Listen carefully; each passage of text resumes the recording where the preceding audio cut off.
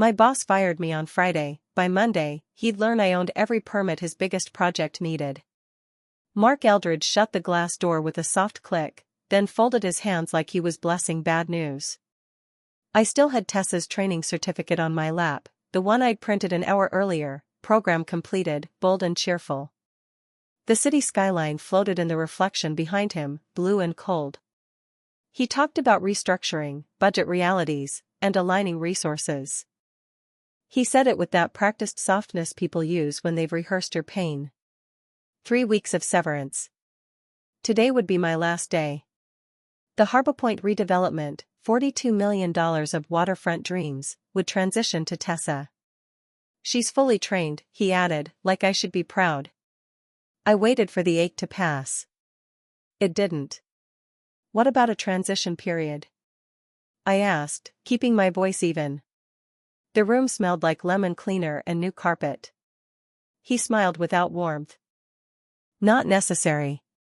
You've done a great job documenting everything. Then he gestured toward HR, already looped in. Security would help by lunch. Help. I stood, set the certificate on his desk, and thanked him for the opportunity. My mouth said the words, my throat hated them. Through the glass I saw Tessa hovering near reception, trying to look concerned and accidentally looking excited. She adjusted her blazer like a kid trying on authority. Packing took 20 minutes and 8 years. A framed photo of my daughter, a mug that said Permit Wizard, a zippered pouch with my spare reading glasses. HR spoke in programmed empathy. We appreciate your service. I nodded. The printer coughed somewhere in the background, phones kept buzzing, the building pretended I wasn't dissolving. At reception, Tessa lifted a hand, tentative. If you need anything, her voice trailed off when she saw the security badge box. I told her to take care of Harbor Point. She promised she would. Her smile was light, practiced, and almost kind. Almost. The elevator hummed its fake lullaby. My reflection looked older than 62 for the first time all week. Outside, Milwaukee air hit sharp and damp. I set the small cardboard box on the passenger seat and listened to the car's quiet beep, the way metal holds its breath after a blow. I didn't cry. Not then. Would you have cried? Or would you have broken something to hear it crack? I sat still until my heartbeat slowed. Anger wanted noise, but anger also makes terrible deals. I've watched good projects die that way, one loud mistake at the wrong moment. I breathed, counted, and did what I always do when a problem shows up uninvited. I built a list in my head. Harbor Point deadlines. Zoning variances timing. Whose desk to avoid on Thursdays?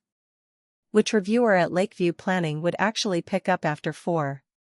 The 100 invisible threads that kept big ideas from collapsing under their own weight. The threads I had tied, labeled, and kept from tangling for years. Mark thought process lives on paper. Tessa thought process lives on Instagram stories. I knew the truth, it lives in people, in trust, in the unspoken clauses between departments that never share coffee. You don't download that. You earn it. Slowly. The phone lit up with a text from Emily, my daughter, asking how my day was going. I put it face down. She worries before there's anything to worry about. Today, there was enough. I looked at my hands. They were steady now. I thought about the certificate sitting on Mark's desk, bright and meaningless. I thought about the Harbor Point folder on the shared drive with its tidy subfolders and sterile labels. Then I thought about a different folder, not on any shared drive. The corners of my mouth moved, not quite a smile. A breeze lifted the edge of an old parking receipt wedged near the cup holder. In the quiet, I could hear the building behind me swallowing the story it had been telling about me for 8 years. Useful. Reliable. Replaceable. The last word stuck like a seed in my teeth. Security had offered to walk me out like I was a package that might explode.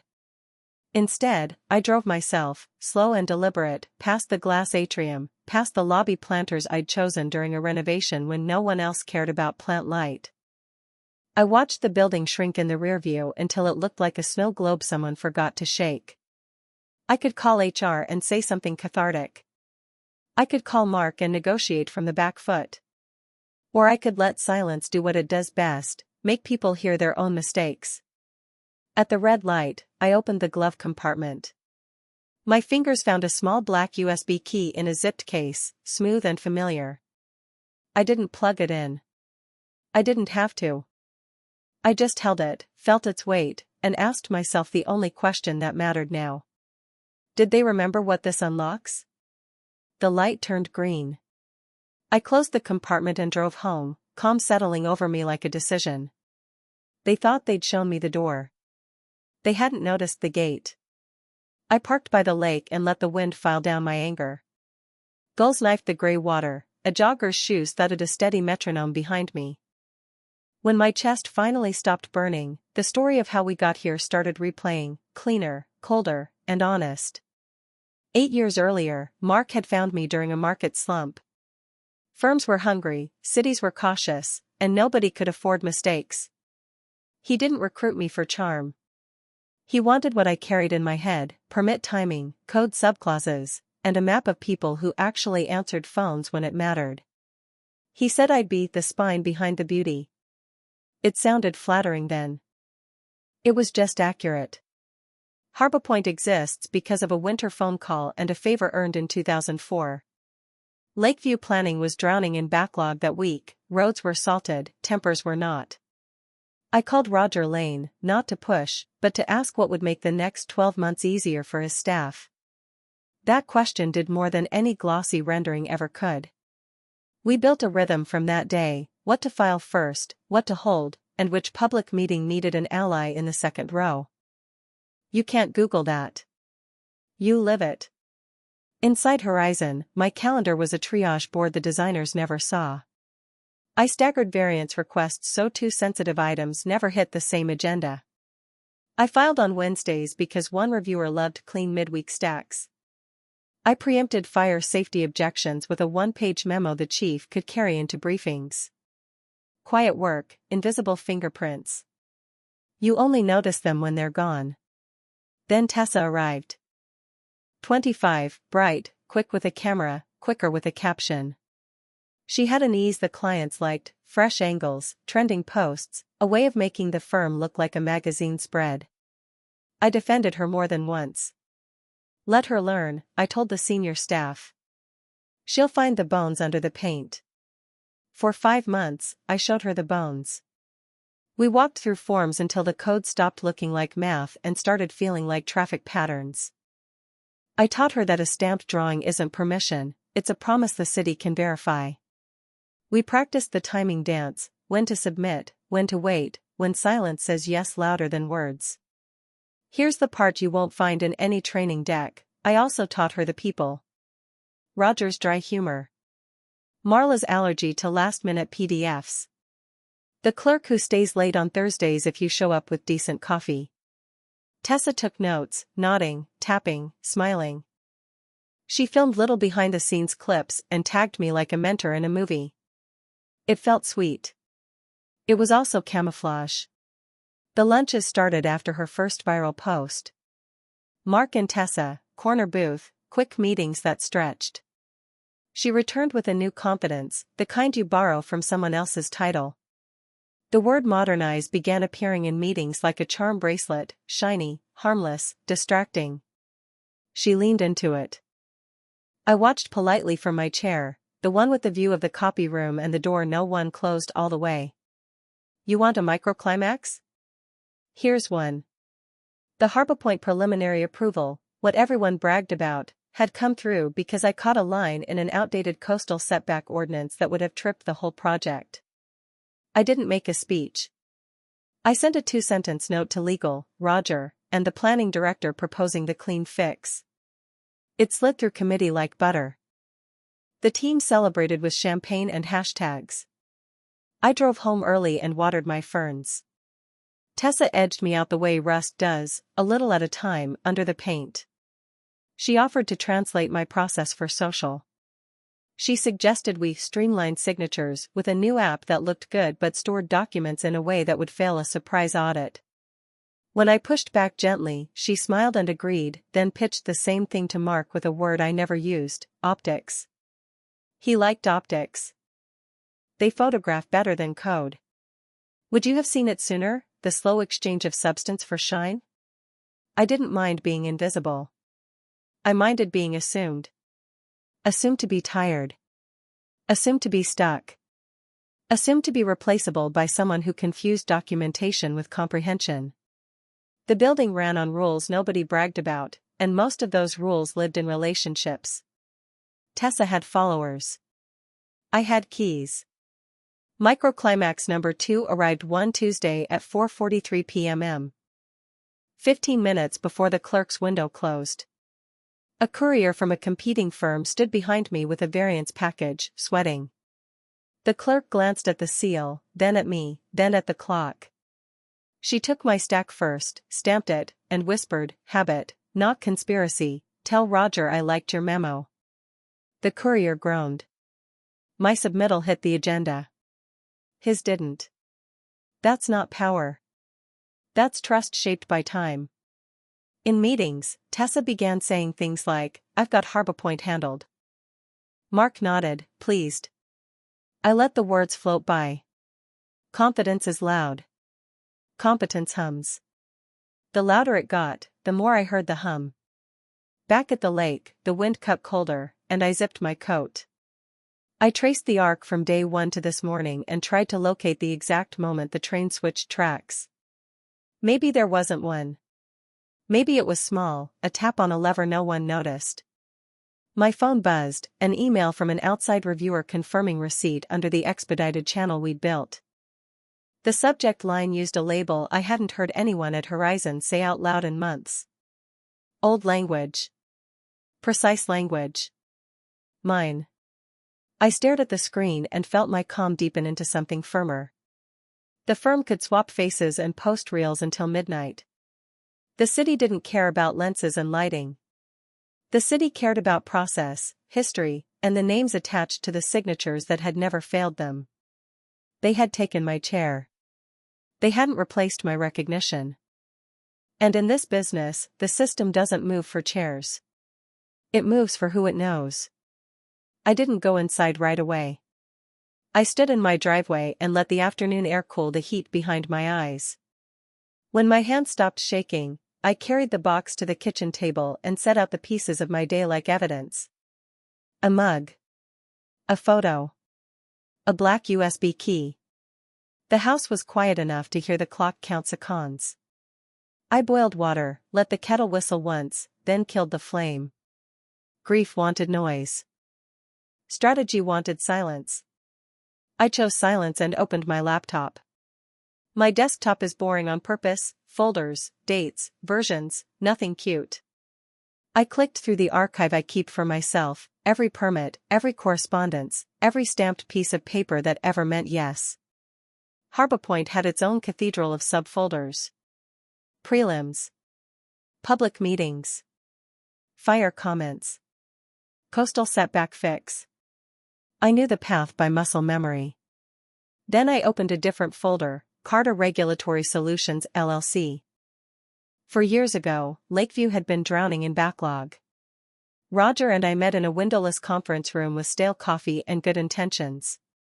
We built an expedited channel, formal enough to stand up in a hearing, flexible enough to keep projects breathing. The city's side would log, track, and publish. My side would verify compliance, consolidate chaos, and put a name behind a signature that never missed. That name was mine. Not Horizon's. Mine. I plugged in the USB key and felt the click settle like a seatbelt. The digital certificate popped up, still valid, still bound to Carter Regulatory Solutions, still the last step in the chain. Without that signature, the route stalled. Not cancelled. Just waiting. Weeks can turn into months at that stage. Months turn budgets to ash. My phone buzzed, Emily. A simple text, Mom? Then another, call me. I didn't. Not yet. If I called now, I'd cry first and think second. I needed the order reversed. I logged into the city portal and checked HarborPoint's status. The workflow sat one square from done, pending liaison verification, Carter Regulatory Solutions. The timestamp showed a push from Horizon 2 hours after I'd been escorted out. Of course they tried to finish without me. The system wasn't offended. It was indifferent. It simply wouldn't move. Here's your microclimax. The audit log showed a second attempt. Someone had tried to swap the liaison contact to a generic Horizon email. The request bounced. Reason: authorized liaison is a third-party entity under agreement with Lakeview Planning. A sentence I wrote with Roger on a snowy morning, built to survive exactly this kind of shortcut. I exhaled and let my shoulders drop. They had the drawings. They had the speeches. They had the hashtags. I had the gate. Would you sign out of habit, just to be nice? Or would you ask what your name is worth? The house felt warmer. I poured tea and read, slowly, through the city agreement again. It was plain English by design. The liaison is independent. The liaison verifies compliance. The liaison's digital signature is required for finalization. It wasn't a trap. It was a guardrail. Emily's name lit the screen again. I answered this time. I told her the short version: fired, small severance, Tessa stepping in. My voice cracked once. She went fierce in that way only daughters can. Age discrimination. Lawyer. Don't let them bully you. I listened, thanked her, promised I'd be careful.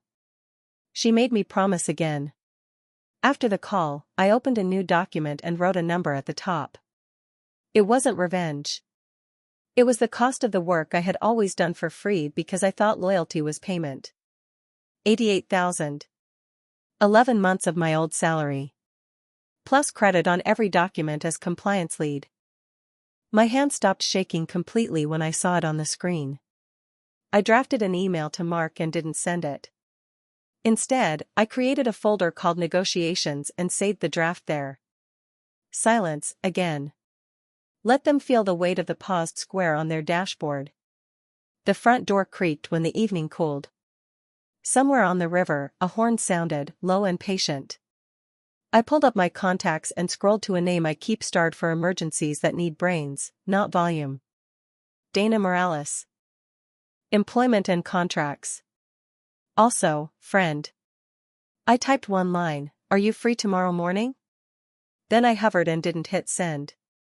Because first, I wanted to sleep on the thing no one at Horizon had bothered to remember. I owned the signature. The bell over the cafe door chimed, the espresso machine hissed like a quiet warning. I chose a back table where the light was kind and the noise forgave long pauses. When Dana Morales walked in, the room sharpened. She has that lawyer stillness, eyes that sort facts before feelings. We didn't hug. She set down her leather folio, looked at my face, and said, "I'm sorry this happened." Her voice was low, steady, the kind that talks people off ledges.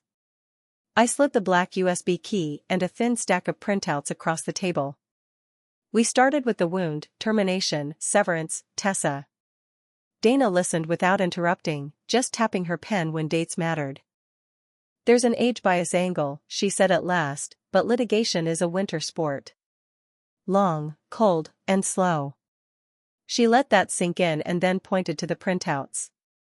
"Tell me about these." I took her through the thing Horizon forgot. Carter Regulatory Solutions is not a vanity name. It's the city's official liaison for major projects under the expedited channel I built with Roger. Independent. Contracted. Required. I showed her the clause: the liaison verifies compliance and finalizes submissions with a bound digital certificate. No certificate, no green light. She read silently, lips tight, until the pen stopped moving. "Who pays your LLC?" she asked. "The city, when they retain me," I said. "Developers reimburse via their agreements." Horizon was a beneficiary, not my client of record. "Good," she said. "Clean lines." Then, any document that suggests Horizon controls your liaison role? No. The emails all say third-party verification via Carter Regulatory Solutions. Better, she said, and the pen resumed. Microclimax, right there, a single word, heavier than applause. She shifted to cross-examination mode. LLC active? Tax filings current? Certificate valid? Yes, yes, and yes. I opened the laptop and showed her the portal. HarborPoint sat 1 square from done, pending liaison verification, timestamped 2 hours after security walked me out. Below it, the bounced attempt to swap the liaison to a Horizon account. Dana read the error note. Her mouth curved, not a smile, recognition. Linda, she said, quiet enough that the steam wand couldn't steal it, you are under no obligation to sign anything without compensation and proper credit. You're not blocking, you're honoring a separate contract with the city. If Horizon wants your signature, they engage your firm. Would you rescue someone who pushed you off the boat on Friday? Dana flipped to a fresh page. What's the real value of your signature on HarborPoint? I told her the number I'd written the night before, $88,000 for completion, plus official recognition as regulatory compliance lead on all project documents. My voice didn't shake. She nodded, then pushed further. Delivery timeline, payment terms, scope. We added milestones, a 1-week verification window after receipt of complete materials, and a clause that any future approvals under the expedited channel required direct engagement with Carter Regulatory Solutions. No confusion. No middlemen. She drafted the letter in clean, humane English. It described facts, not feelings. It never mentioned Tessa. It never insulted Mark. It simply explained the structure, the requirement, the offer. As she typed, the cafe noise blurred into a soft curtain, cups clinking, milk foaming, someone laughing too big near the window. My breath evened out. 2 more items, Dana said, eyes still on the screen. 1. Your title on all project files, Regulatory Compliance Lead. That credit is non-negotiable. 2. We send this to the managing partner and copy Horizon's counsel. No hallway deals. I watched the cursor blink after my name. For 8 years I kept the city's machine from stalling and let other people cut the ribbons. The cursor blinked like a metronome counting out a new rhythm. Do you want to sue? She asked, finally looking up. We can file a demand letter for discriminatory termination. It will scare them. It will also take over your life. I stared at the steam hanging above the espresso bar. Lawsuits feel like sirens, loud, urgent, and expensive. I want the work treated as work, I said. Paid, credited, and done right. Then this is your road, she said, tapping the letter. And one more rule, they call, you don't pick up. They text, you don't reply. Silence is leverage. I laughed once, short. Silence is my second language. We reviewed the draft line by line. No spikes. No heat. Just structure. She added a close, please direct all further permit-related communications for HarborPoint to Carter Regulatory Solutions LLC. That sentence felt like a door clicking into its frame. Dana saved the document and turned the laptop toward me. Read it like you're the judge, not the plaintiff. I did. It held. She pressed send from her account to Horizon's managing partner, with counsel copied, and scheduled it to leave her outbox at 9:03 a.m. Monday, after coffee, before excuses. Then she closed the lid and finally reached for her cup. You'll get noise, she said. Ignore it until you see something real. We walked out into a Saturday that smelled like wet pavement and hope. The city moved around us, indifferent and dependable. I felt taller without standing any higher. My phone buzzed as we said goodbye, unknown numbers, stacked like dominoes. I didn't answer. I had a letter in the chamber and a weekend to sharpen my quiet. What do you think they'll try first, pressure, flattery, or a shortcut that doesn't exist? My phone started vibrating before sunrise, jittering across the nightstand like it wanted out. Voicemail stacked on voicemail. Emails flooded in with red flags and bad manners. I didn't answer. I brewed coffee and watched steam drift like a slow parade across the kitchen window. At 9:03 a.m., Dana's letter left her outbox. Clean subject line. 3 paragraphs of structure, not emotion. Carter Regulatory Solutions will complete HarborPoint approvals for a consulting fee of $88,000, payable upon verification. Credit line on all documents, Regulatory Compliance Lead, Linda Carter. All future expedited filings to be routed directly through my firm. Copies to Horizon's counsel and the managing partner. No space for hallway deals. 10 minutes later, the noise found a pitch. Mark's name flashed on my screen 3 times, then 5, then 10. I let each call travel the same path, ring, ring, goodbye. A text popped up, rehearsed urgency, we need to talk now. Project is at risk. Silence answered for me. Silence speaks fluent consequence. At 10:11, Roger Lane called. I respect Roger. I picked up. His voice was steady, the way calm sounds when it refuses to be borrowed. Linda, he said, Horizon requested final approval. Everything is filed through Carter Regulatory Solutions. I cannot proceed without your digital signature. I thanked him for the clarity and explained that my employment with Horizon ended Friday. The liaison agreement, however, is separate and alive. Under the expedited channel, I said, Carter Regulatory verifies and finalizes. Without that verification, the workflow stalls. He made the point official. Correct. If you don't sign, the only path forward is to resubmit through the standard queue. How long would that take? I asked, though I already knew the answer. Months, he said. And they'll lose their place. There's your microclimax, not drama, just math. Time is money's cruel older brother. We hung up with cordial thanks. I placed the phone face down and took my coffee to the backyard. The morning smelled like damp soil and old leaves. I knelt by the raised bed, brushed aside straw, and checked the sleeping basil. Quiet work. No audience. My pulse settled to match the birds. At 11:02, Dana forwarded the first reply. Mark had responded to her letter like a man kicking a locked door. He insisted Horizon owned the relationship, called my fee outsized, and warned that delays would reflect poorly on me. Dana's only note, do not engage. She added a smiley that looked like a gavel. By noon, I traded the backyard for a garden center across town. The sky pressed low and silver, the aisles smelled like wet peat and green stems. I pushed a metal cart that squeaked on every third turn. I picked up tomato seedlings and set them down again, testing weight and promise. An employee in a faded apron misted hanging ferns, and for a moment all the city noise flattened into a soft hiss. The phone buzzed in my pocket. I let it vibrate against my hip like a second heartbeat. I chose a tray of rosemary and 3 varieties of mint. The cart wobbled. Somewhere near the succulents, a child asked his mother if plants sleep. They rest, she said. The answer felt correct. Another email from Dana landed while I compared planters. She'd replied to Mark with pure law.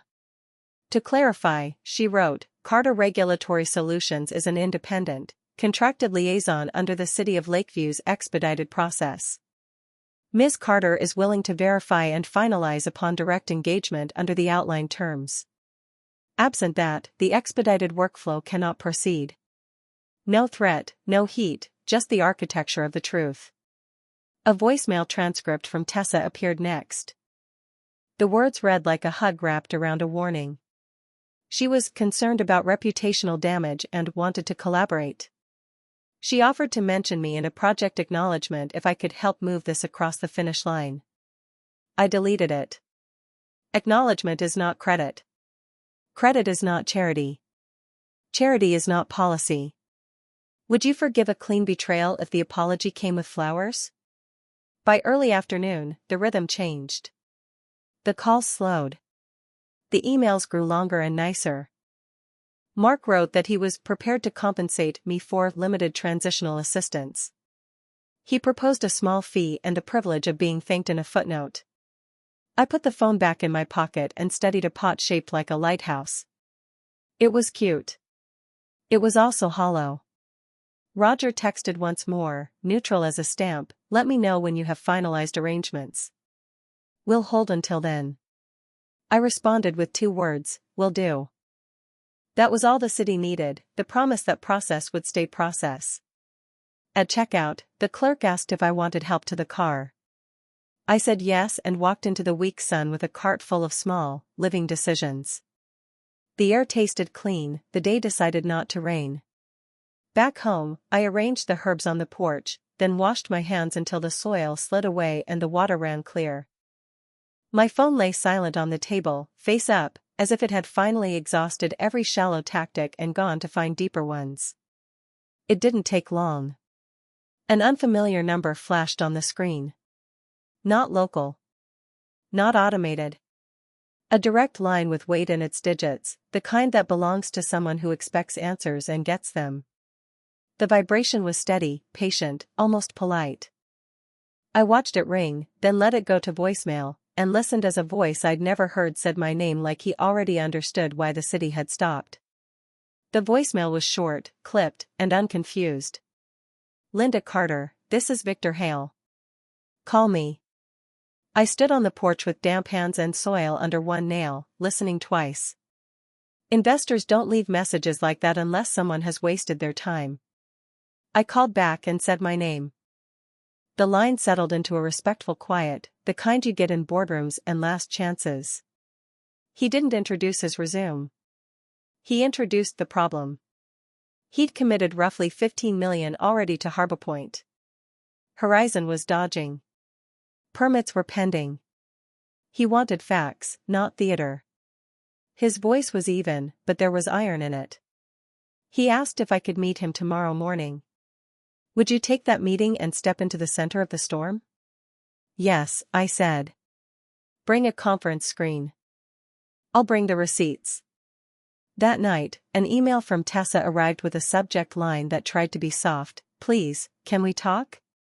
She warned me that delaying Harbor Point would hurt my professional reputation and offered to mention me in a project acknowledgement if I signed off. The sentences wore perfume. The threat wore sneakers. I read it once and deleted it. Mention is not credit. Credit is not leverage. Leverage is a gate with your name on it. Morning brought a navy suit I hadn't needed in years. I pressed the sleeves with my palm and felt something steady under my ribs. Downtown, Hale Capital's building faced the river like it expected to own the view. The elevator exhaled into a lobby that believed in stone and quiet. A receptionist led me down a hallway lined with models, the city rearranged into white foam and confidence. In the conference room, the glass made everything honest. Victor stood when I entered. Late 50s, measured movements, eyes that didn't waste time. He shook my hand once, exactly right. No assistant tried to smile me into compliance. He gestured to a seat and got to the point. "Horizon says permits are almost done," he said. "My dashboard says otherwise. I'd like to understand why." I opened the laptop and projected the city portal. The workflow for Harbor Point filled the screen, every square a step, every step a promise. The last square glowed pale and stubborn, pending liaison verification, Carter Regulatory Solutions. I let the room feel the weight of that label before I spoke. "I built this channel with the city," I said. "I'm the liaison of record through my firm, independent of Horizon. My digital certificate is the final authorization. Without it, the expedited route stops. Not cancelled. Paused. And the standard route will take months and push you to the back of a very long line." He leaned forward slightly, elbows on the table, pilot stillness before a landing. "Show me the agreement." I pulled up the PDF we wrote with Lakeview Planning. Plain language by design, the liaison verifies compliance, maintains the chain of custody, and finalizes submissions. The liaison is a third-party entity under contract with the city. The liaison's signature is required. He didn't nod. He read. Then he pointed to the audit log. What's that entry? A failed attempt, I said. Someone at Horizon tried to swap the liaison to a generic firm email after they fired me. The system rejected the change. Authorized liaison is third-party by agreement. It's built to survive shortcuts. Microclimax, he exhaled once through his nose, not a laugh, recognition without amusement. So they fired the only person who can open the gate, then tried to jiggle the lock. I prefer gates, I said. Locks suggest you forgot your keys. He sat back and watched the river move behind my reflection. If you finalize, what remains? Verification across 4 packages: fire, zoning, shoreline variance integration, and community conditions. Most are clean. 2 have missing attachments Horizon should have included before pushing for final. I can clear it in days if materials are complete. If I have to chase, it stretches. And your terms? He didn't flinch on the word. 88,000, I said, steady as a metronome. Upon verification. Credit on all documents as regulatory compliance lead. All future expedited filings routed through my firm directly. No hallway deals. He didn't blink. He looked like a man doing hard math quickly. Are you going to sue Horizon? I want the work priced as work, I said. Paid, credited, and done right. Lawsuits take years. Harbor Point needs days. He nodded once, a small landing. I've had a growing worry, he said. They sell images. I need outcomes. Time is my capital, not their content. He closed his notebook and stood at the window for a moment, palms in his pockets, the river scrolling by like a project timeline nobody controls. Behind us, my screen waited patiently, the paused square refusing to pretend. The silence wasn't awkward. It was architecture. Finally, he turned. Do not respond to Horizon, he said. Do not sign anything for them. I'm going to make 2 calls, one to the city to confirm what I already believe, and one to my counsel about our contract with Horizon. The room seemed to breathe in. He slid a business card across the polished wood. No flourish. Just coordinates. If what you've shown me holds, I won't ask you to help Horizon. I'll ask you to help me. Would you trust that pivot, or wait for the other shoe? I closed the laptop and stood. My legs felt grounded, not light. At the door, he added one more line without turning theatrical. If you get any pressure from Horizon, forward it to my office. I don't reward the people who put out fires they started. In the hallway, the models of future buildings stared with their clean, silent optimism. I rode the elevator down with my reflection and a heartbeat that had finally learned the rhythm of leverage. Outside, the river smelled like cold metal and beginnings. My phone buzzed as I stepped into the light, Mark again, insistent, then Tessa, then an unknown number with a law firm's area code. I let them stack like traffic at a closed ramp. Victor's final words replayed over the rush of water: don't respond. Don't sign. 2 calls. I walked toward my car, the wind tugging my jacket, and wondered how a story changes when the person who actually owns the risk finally sees the fire. The contract arrived before lunch.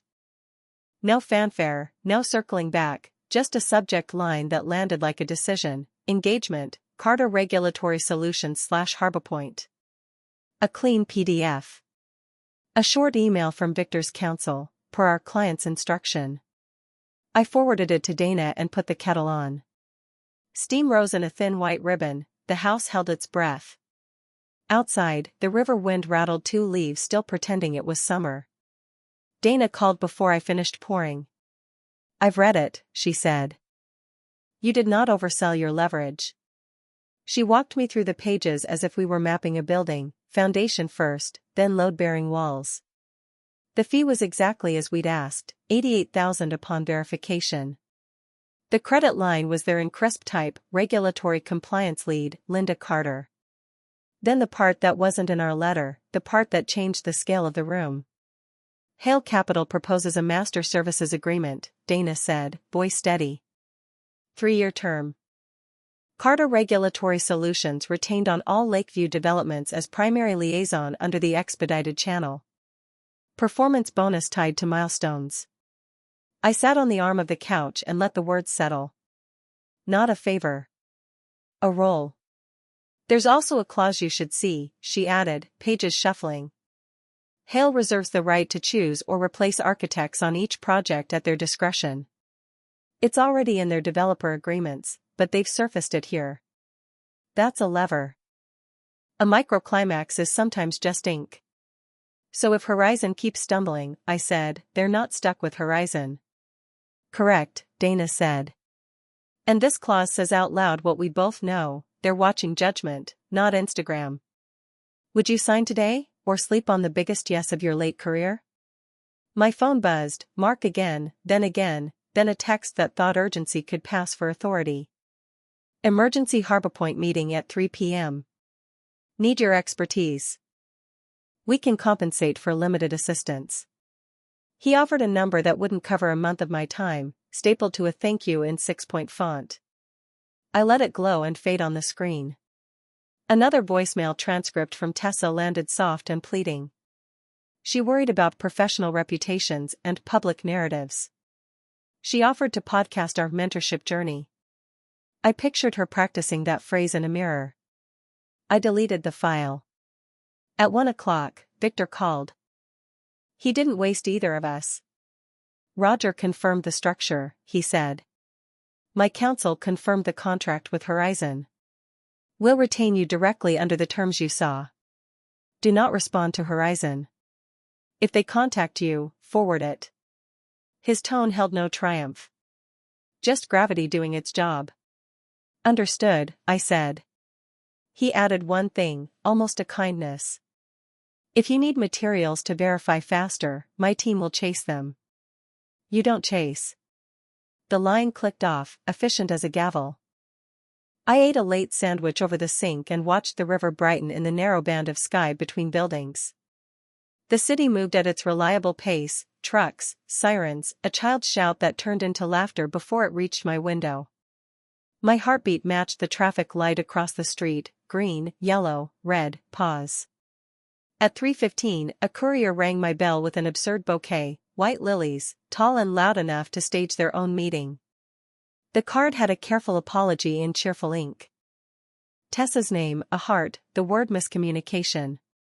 I set the flowers on my neighbor's porch. She likes dramatic things. I like things that work. Dana's email pinged again, each sentence a small bolt tightened.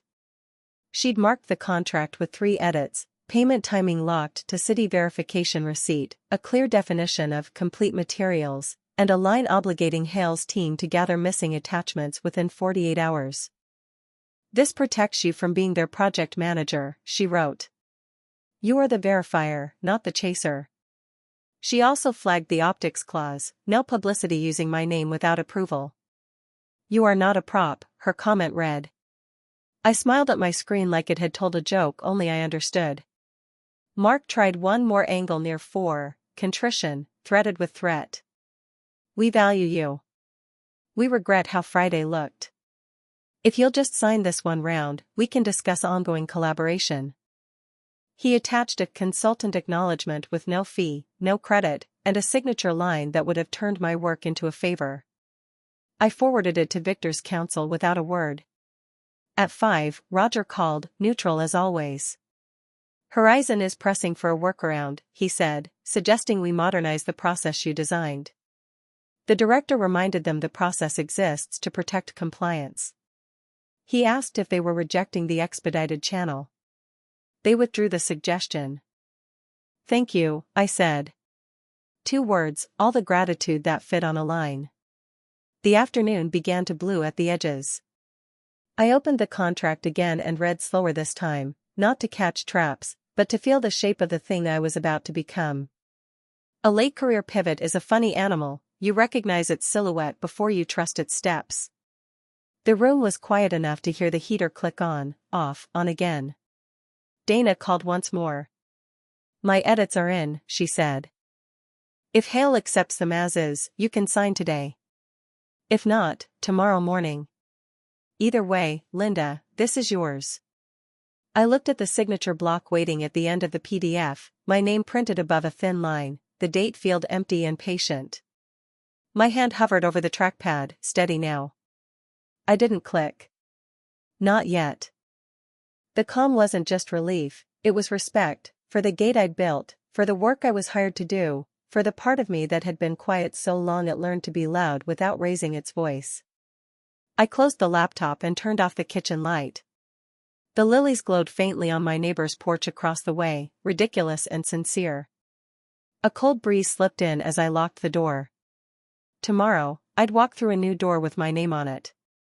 Tonight, I'd let Horizon hear the sound that scared them most.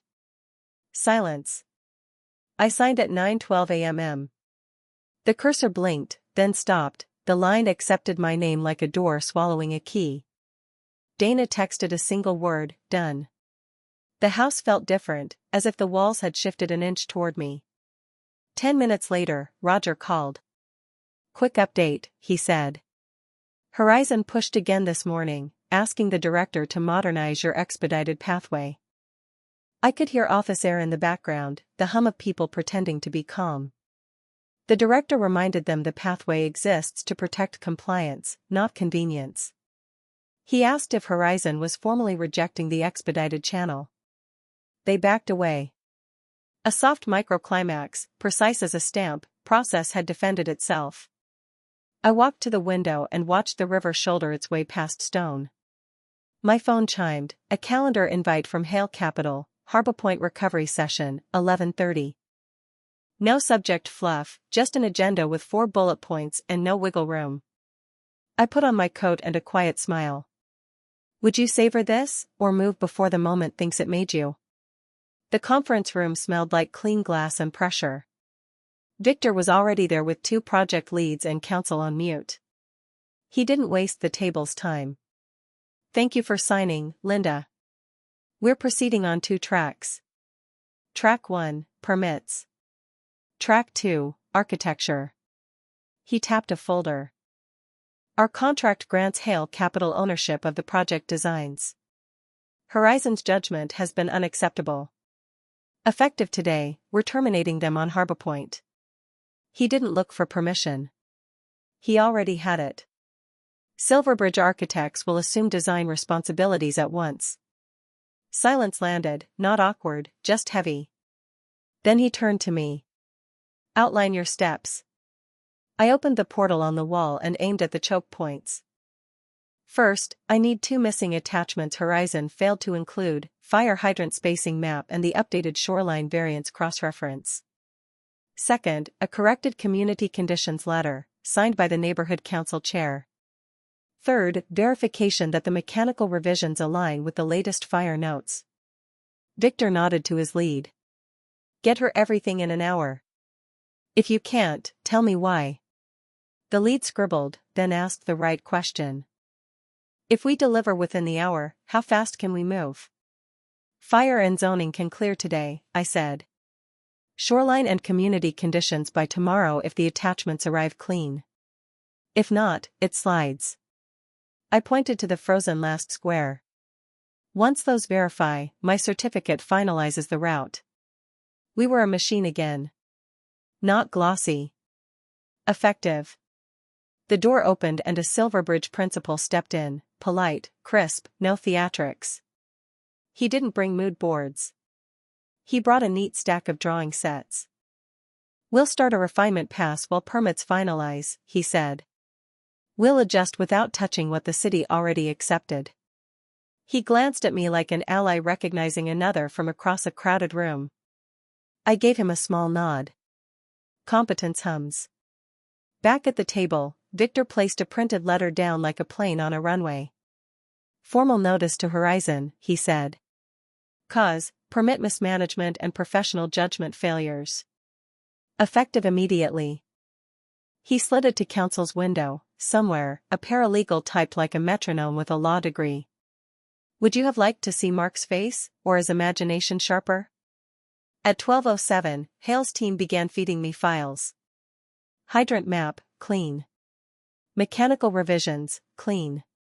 Community conditions letter, messy, the signature block had yesterday's date stamped over last month's header. Fix this, I said, and the lead was already dialing. The room breathed on rhythm, ask, deliver, verify, move. I ran the checks like a pilot runs a pre-flight. This wasn't about mood, it was about sequence. Click, compare, confirm. My hands remembered every keystroke, my eyes remembered every clause. Fire went green first, one square sliding forward like the tide deciding yes. Zoning followed, another click, another hum in my chest. Microclimax, 2 greens in a row. The room didn't cheer. Grown-up rooms don't. They exhale. At 12:41, Victor's phone buzzed. He glanced, then muted it. Horizon is calling from 3 numbers, he said, almost bored. We're done answering their questions. He looked back to the screen. What's left? Shoreline, I said, and community conditions. The neighborhood chair rang in 5 minutes later. I walked him through the letter correction, line by line, in human language. He laughed at one point, good laugh, not defensive. No problem, Ms. Carter, he said. We'll send the clean version in 20. He sent it in 10. By 1:12, the portal showed only one open step, pending liaison verification, shoreline variance integration. I checked attachments, dates, and the tiny numbers most people skim. Everything matched. I felt my breath do that small, private thing it does when a long run crests and the road starts leaning home. I authenticated my certificate. The window prompted for the passphrase I could type without looking. The blue box opened. The cursor hovered over finalize. I didn't click. Not yet. Not because I needed drama, but because a final click deserves respect. Before I sign, I said, we need to confirm that the shoreline memo references the revised elevation tag S214, not S213. If anyone has the old tag pinned, this will echo in a field inspection. The Silverbridge principal checked, flipped a page, then nodded. It's S214. We're aligned. Good, I said. My finger fell. The portal thought, spun, and then the pale last square turned a solid, stubborn green. The room didn't clap. Victor simply said, thank you. 2 words, the right size. We still had the community conditions file pending, an afternoon board stamp away. The team dispersed to their duties. I stayed and wrote the release timeline on the whiteboard, what cleared, what remained, who owned which next step. No hashtags, no confetti, just arrows and boxes and a road out. Victor stood beside me, reading the board like a map. You'll lead the regulatory strategy going forward, he said, as if the sentence had always lived there and we were just catching up to it. My team answers to you on the pathway. If you need something, ask. If someone blocks the path, tell me. I felt the strange lightness that comes when weight finally lands in the right place. Understood. We stepped into the hallway. The models on the shelves, blocky, white, hopeful, looked less like guesses and more like appointments. Down the corridor, someone was already carving Horizon's name off a logistics chart. Back at my desk at home, the inbox finally remembered I was a person, not a problem. Roger's email sat near the top, saw the green. Nicely done. We'll process the final stamp on community conditions at 4 p.m. Beneath it, a forwarded message climbed up from a reporter at the Milwaukee Ledger requesting comment on changes at Harbor Point. I forwarded it to Victor's comms with a note, no statement from me. Would you tell the story now, or let the results do your PR? At 3:58, the last file hit the portal, signed, sealed, calm. I verified, authenticated, and clicked. The square turned green like a traffic light finally remembering its job. Harbor Point moved from pending to approved, expedited channel. The date stamped itself beside my name, not loud, just official. I leaned back, listened to the heater click, and let the room fill with something quieter than triumph. Horizon would feel the collapse soon enough, I didn't need to.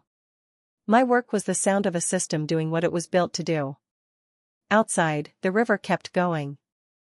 Inside, my inbox pinged once more, Victor's two-word reply to my update, on track. The story hit the ledger on Tuesday morning. My name was in the third line, Horizon's was in the headline. I read it once with coffee, once without blinking. The photo showed my hand hovering over a tablet, the blue confirmation bar mid-glow, the caption politely clinical, final authorization applied via expedited channel. You could almost hear the click. The article didn't gloat. It traced the sequence like a map: investor frustration, permit stall, liaison requirement, Horizon removed, Silverbridge installed, approvals completed. A short quote from the planning director sat in the middle like bedrock: the expedited pathway existed to protect compliance, not convenience. He didn't say my name. He didn't need to. My phone began its own news cycle. Emily called first, laughing through a proud sniffle. Local famous, she announced. I could hear her kettle whistling behind the smile. She reported rumors from a colleague in development finance: 2 Horizon clients had paused their projects pending internal review. A third requested alternative proposals. The words were measured, the meaning wasn't. By noon, my inbox wore a different temperature. Messages from architects who'd rolled their eyes at me 5 years ago now sounded very warm. A city council aide asked if I'd speak on a panel about modernizing processes without losing safeguards. A junior planner thanked me for making the forms readable. Quiet validation always lands heavier than applause. Midday microclimax: an internal memo from Horizon made its way to me, forwarded twice and stripped of courage. Tessa was being realigned to branding and outreach. Permit coordination would be handled by a task group. The memo promised continuity and excellence. It read like someone trying to staple fog to a wall. Would you have given them a quote, a line that softened the edges for old colleagues? A reporter called anyway, fishing for a soundbite. I kept my voice even and the sentences short. I said I was focused on doing the work right. I said the city's process worked as designed. I said nothing about Mark. Silence is not pettiness, it's alignment with facts. By late afternoon, Emily texted a link to a discussion thread under the Ledger post. The comments split along familiar fault lines. Some praised efficiency. Some blamed red tape. A few suggested this was a generational fight. I closed the window. The people who needed to know already knew. The rest would learn when their projects moved, or didn't. At 3, Roger called with the calm of a man who had seen every cycle twice. Congratulations, he said. In the background, I heard the low thrum of office air and a distant phone that never stopped. The director appreciated your memo trail. Clean work. He paused. Horizon asked again for a temporary accommodation. We gave them policy instead. I thanked him and looked at the clipped ledger page on my desk, the one I'd printed and slid under the termination email from Friday. Paper against paper, narrative against narrative. The irony wasn't loud, it was tidy. Mark tried one last tactic near 4. His email was contrite, almost tender. They regretted the optics, they valued my institutional knowledge, they wanted to reset the relationship. He proposed a meeting, off the record, just us. He attached a non-disclosure that would have gagged a parade. I forwarded it to Dana and to Victor's counsel and went back to my checklist. Another microclimax arrived sideways. An old client I hadn't heard from in years sent a 3-line note: heard what happened. We have 2 city-facing renovations coming up. Are you available?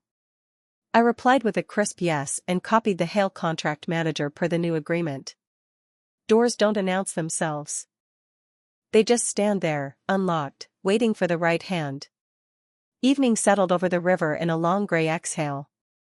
I walked to the window and saw a couple take pictures near the water, the world reflecting around their happiness. Inside, my laptop fan purred, the house smelled faintly of rosemary from the porch. My chest felt both lighter and anchored, like a bridge that finally learned its own weight. Emily called again, softer this time. "Are you okay?" she asked. I told her I was more than okay, I was in motion. She laughed. "You sound like yourself," she said, then hesitated. "Do you ever think about how fast this turned?" "Fast is what it looks like from the outside," I said. From here, it was 8 years and 1 click. When we hung up, I reread the ledger line about permit mismanagement. It wasn't a dagger. It was a mirror. Horizon had traded craft for optics and assumed no one would notice until the ribbon cutting. But the city notices time. Investors notice time. And time is the quietest auditor I know. I didn't toast. I didn't post. I fed the herbs, answered 3 more emails, and set tomorrow's list. The satisfaction wasn't sharp, it was clean. This wasn't mystical payback. It was gravity correcting an object left hanging in midair. Out of habit, I checked the portal one more time. Harbor Point sat under approved, expedited channel, green and calm, my name stamped next to dates that already felt like history. The sound in my head wasn't applause. It was a machine humming exactly as designed. Before bed, I opened a new folder, Carta Regulatory Solutions/Growth, and dropped in a blank document titled Mentorship Program. A small thing. A promise to myself that the next expert a firm calls old school will have a runway, not a trapdoor. Somewhere downtown, a logistics chart now had Horizon's name removed in clean, merciless type.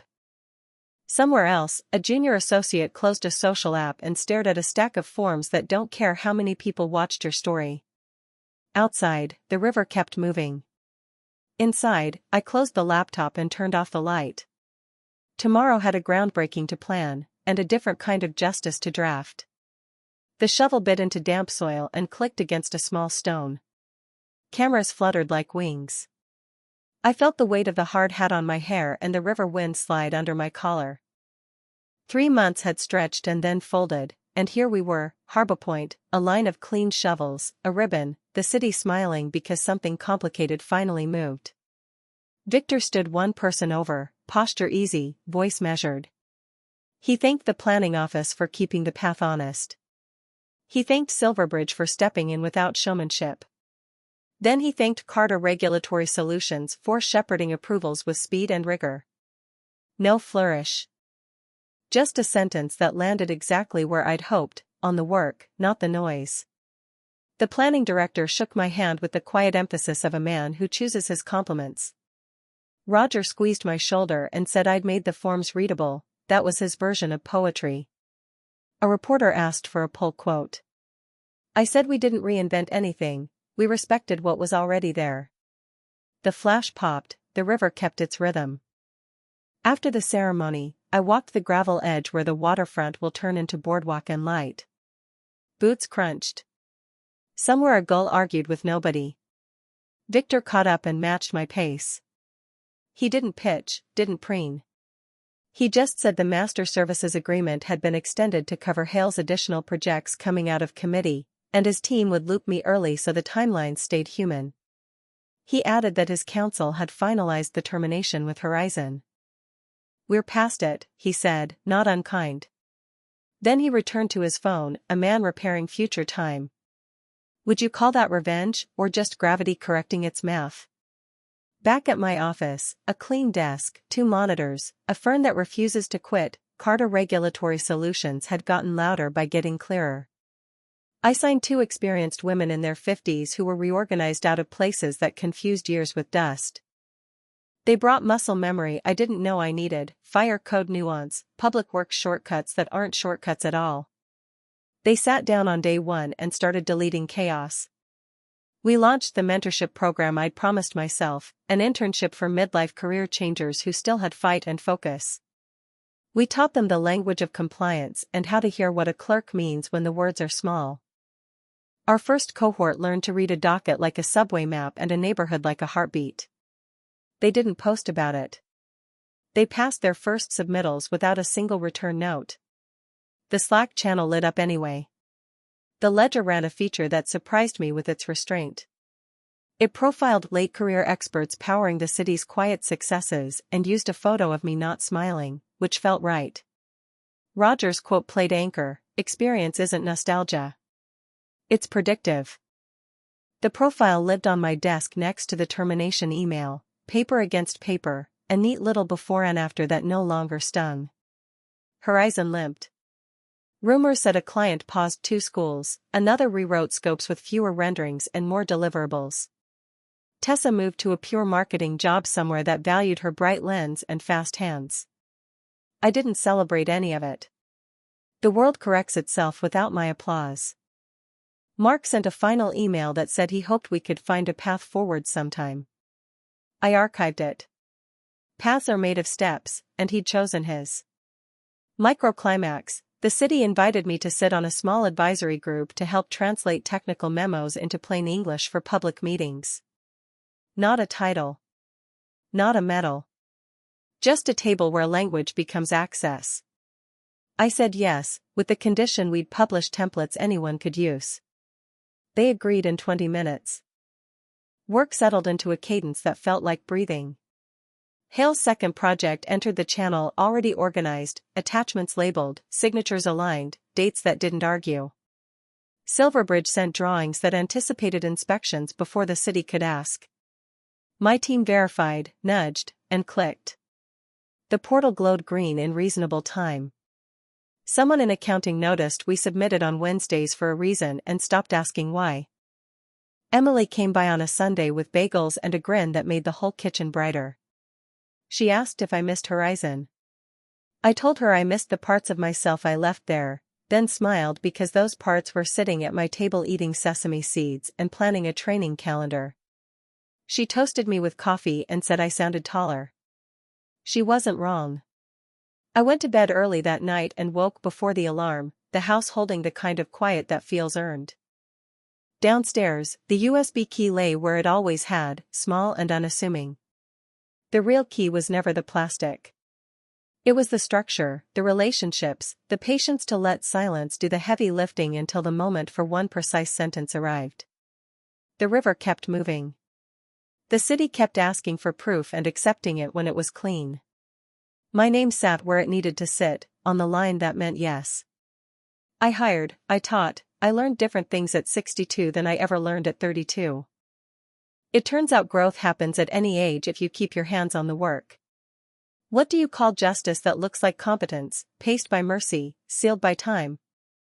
I locked the door, stepped into the morning, and didn't look back. Sometimes the win is quiet.